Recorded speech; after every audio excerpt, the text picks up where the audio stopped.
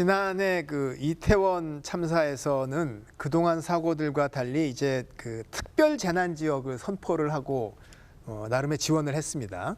그럼 앞으로 피해 지원이 계속 대책에 포함이 되는 건가요? 예, 가장 크게 변화하는 건요. 과거 재난에 대한 복구는 물리적이고 단기간에 대한 복구를 중심으로 수행이 됐어요. 그러니까 무너진 건물을 세운다든가 경제적인 어려움을 보상해주는 아주 단발적인 방식으로 이루어졌는데 이제는 장기적인 복구 방식으로 국가 차원에서도 변화하고 있습니다. 장기 복구적인 관점은 무엇이냐면 내가 만약에 재난을 당하면 재난을 당하기 이전의 삶으로 다 온전하게 돌려놔주는 것이에요. 그래서 구체적으로 좀 살펴보면 이제 고향사랑 기부제를 좀 활용한다고 해요. 그래서 대규모 재난이 발생했을 때 이 고향사랑 기부제를 통해서 거기서 만들어진 모금액을 좀 잘 사용할 수 있도록 응급복구나 대응복구에 그리고 실질적으로 피해를 하기 위해서 연면적을 이제 포함을 해갖고 고려해서 주택복구 지원금. 예전에는 사실 이제 폭우 같은 거 하면 완파 얼마, 반파 얼마, 뭐 이렇게 이제 그냥 딱딱딱 정해져 있었는데요.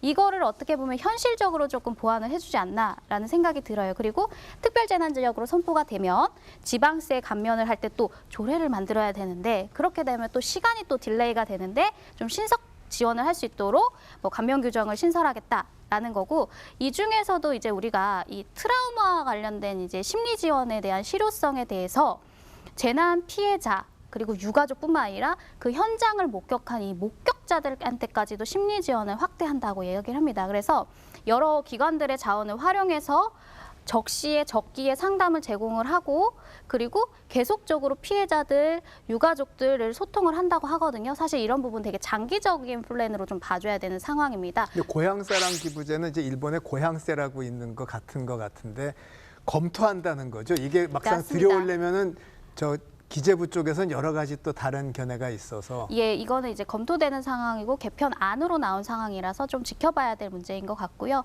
그리고 이제 사고 수습과 관련해서 좀 원스톱으로 지원하고 그리고 약간 이제 맞춤형으로 간다라는 거거든요. 이게 맞춤형 지원 서비스는 예를 들면 외국인들 같은 경우에는 이제 우리나라 이제 다양한 외국인들이 들어와 그렇죠. 있기 때문에 중요하죠. 언어적으로 그리고 이 출입국 할 때도 편의를 좀 지원을 해줘야 되고 사망자가 발생했을 때는 제대로 인도할 수 있도록 하는 거 그리고 체류했을 때도 어떻게 체류할 것인가 이런 거 맞춤형으로 해주고 학생들 같은 경우에는 이 PTSD가 심각하게 올 수 있기 때문에 심리 지원을 좀 해주는 부분 그리고 이제 직장인들 같은 경우는 직업을 잃을 수도 있거든요. 그래서 이런 부분도 뭐 실업급여를 확대하겠다 뭐 이런 식으로 다양한 방식으로 좀 체계가 이제 나오고 있지 않은가라는. 이게 사실 뭐 전후에 그 PTSD 관련해서도 나왔던 얘기고 점점 많이 나오는데 또 사건 사고 있을 때마다 심리 치료한다고 그래서 이건 도대체 어떻게 해야 잘할 수 있을까 걱정입니다.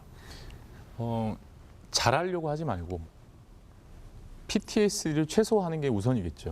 물론 네. 뿌리를 제거해야. 그렇죠. 그러니까 이번에 너무 아쉬웠던 것은 이런 우리나라 초기의 그 언론 보도에서요 시신들이 그냥 매스미디어 그냥 나와버렸죠. 그냥 다 나왔거든요. 네. 이거 제가 만약에 이 청소년이나 그 피폭됐던 그 화면에 저는 이거 정말 피폭 수준이라고 봅니다. 완전히 마치 방사능이 쏘이듯이 미디어를 통해서 우리 국민들에게 여과 없이 그냥 적나라한 장면들이 다 노출됐거든요. 밤에 잠을 못 자고 계속 제가 마치 거기에 있었을 수도 있었으니까 그거에 대한 상상력이 증폭되게끔 그 어떤 사진들을 본 후에 증폭이 되면서 되게 괴로웠어요. 심각한 공황 발작이 일어난다든지 깜짝깜짝 놀라고 잠을 못 자고 자꾸 그런 장면이 머릿속에 떠올라서 어떤 일을 집중하지 못하는 여러 가지 정신적 증상들이 나타날 수도 있습니다. 만약에 저희가 북유럽이었다 이런 상황들이 그러면요 아마 시민들이 언론사를 상대로 집단으로 소송했을 겁니다. 그러면 이거요 의학적 근거도 이미 충분하거든요.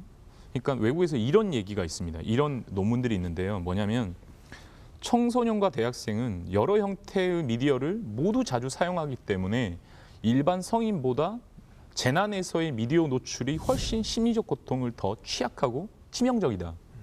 이런 연구, 그러니까 영국 그 잉글랜드 저널에 올라와 있는 연구들인데요. 굉장히 많아요, 이런 게. 그런데 모자이크도 없었죠. 심정지 환자 모습 그대로 다 나왔죠.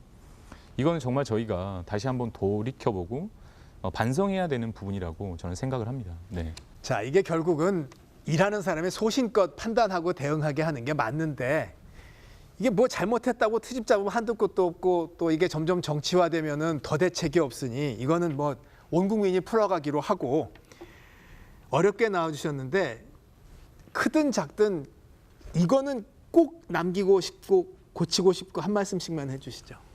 제가 먼저 말씀드려도 네. 될까요? 네.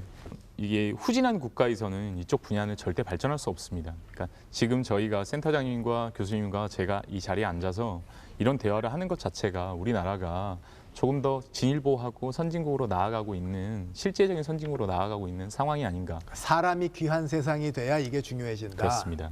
그리고 정말 마지막으로는 지금 이러한 모든 체계를 기본적으로 만들어 주신 분이 그러니까 설날 전날 작고하신 윤한덕 센터장님이 애쓰신 계시죠. 분이죠. 네. 네네. 그러니까 이국종 교수님께서 어깨 축지가 떨어져 나가는 듯한 고통을 느끼셨다 이런 표현을 하셨고 저도 그 윤한덕 센터장님의 추모회에서 이사를 하고 있는데요. 그러니까 이분이 주고 가신 가치들은 너무 소중합니다. 그래서 이 부분들이 이미 디맵 팀을 통해서 구현되고 있고 많은 국민들의 생명을 살리고 있습니다. 그러니까 저희가 이런 부분들을 좀 더 발전시켜서 우리 국민들을 모두를 위해서 한 가지의 마음으로 관련된 체계들을 좀 발전을 많이 시켰으면 좋겠습니다. 그러니까 치우치지 말고요.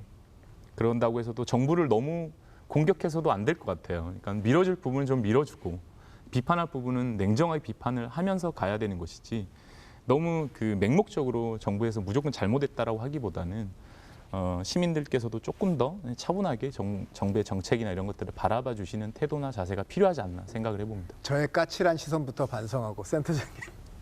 네, 사실 이 사고나 재난이라는 것이 아무리 우리 사회의 과학기술이 발전하고 진보하고 하고 있더라도 가장 큰 특징 중에 하나는 재난은 피할 수 없다라는 거예요. 근데 이러한 강한 특징을 상쇄시킬 수 있는 게 매니징할 수 있어, 관리할 수 있다. 그래서 모든 사고를 예측은 못해. 그렇지만 우리는 예상은 가능하고 관리할 수 있다라는 특징을 갖고 있거든요.